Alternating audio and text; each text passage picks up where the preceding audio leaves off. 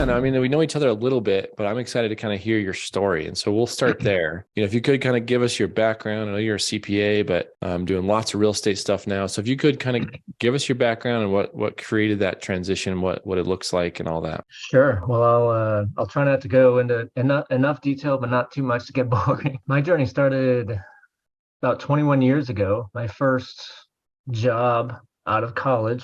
Yes, I am a CPA, so I was working at back then, I think it was a Big Five public accounting firm, Arthur Anderson, and the person who was assigned as my mentor at the time through Arthur Anderson was when we got together, we didn't talk about accounting because accounting's boring, right? We talked about real estate because he was big into residential real estate. I think at that point he had maybe 100 rental properties. I don't know how he managed those properties along with his full-time accounting job at a CPA firm. But so he was the first one to put the bug into my ear, kind of that light bulb moment that, hey, I could own something that I don't live in. Going off just a little bit. I remember driving around with him at some point, and he was like, "Oh, that's my house, and that's my house over there."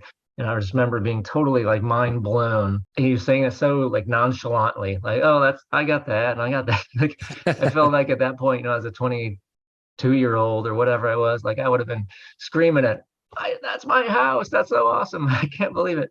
Because I literally had no idea that's you could own something that you didn't live in again. But so he was the first person that told me to read Rich Dad Poor Dad, which a lot of people have read. It literally changed at least my financial life, probably my life in general, because it opened up a whole new way of thinking for me. So I started out with some residential properties, mostly student rentals near the university where I went to school here in Indianapolis.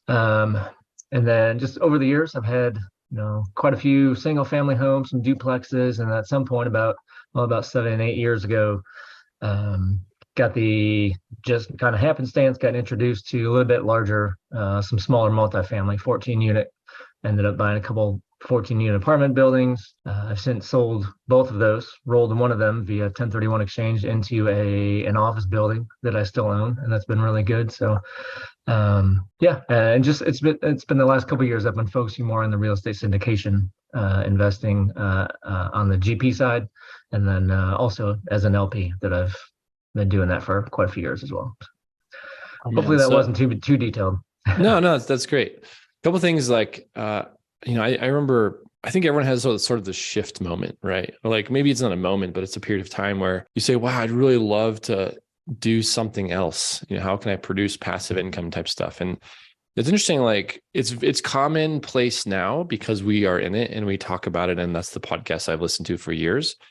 But I will still say most people have that sort of thinking like you, like, how could you possibly own two houses, right? Like you have one and you have the other. How did you do that? How's that possible? And so I think there's a lot of like, there's that big hurdle to kind of get your mind over, oh, you can actually own properties that you don't live in.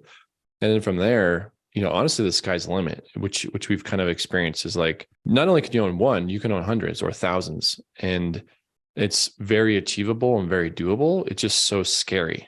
Like even buying your first house is like, I remember like at the closing table being so nervous, because it's such a big number. And so I want to kind of like highlight that is like, that's really cool that you were able to recognize that shift in your mind. And also, yeah, Rich Dad Poor Dad is a classic, right? It's such a good book to talk about this type of thing where it's like talking about assets and how to really view money as a whole and then management itself. So it's definitely a shift.